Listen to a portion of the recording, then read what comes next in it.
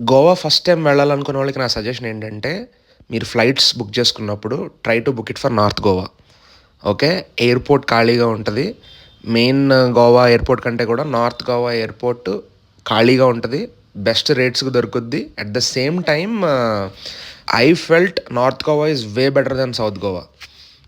So, మా stay మేము north గోవాలో తీసుకున్నాం అనమాట.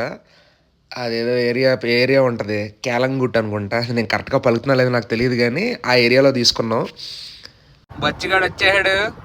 బచ్చిగాడు వచ్చేసాడు.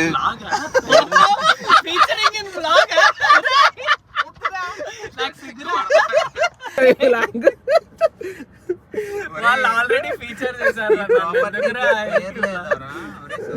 కమాన్ let's start for enter Calangute.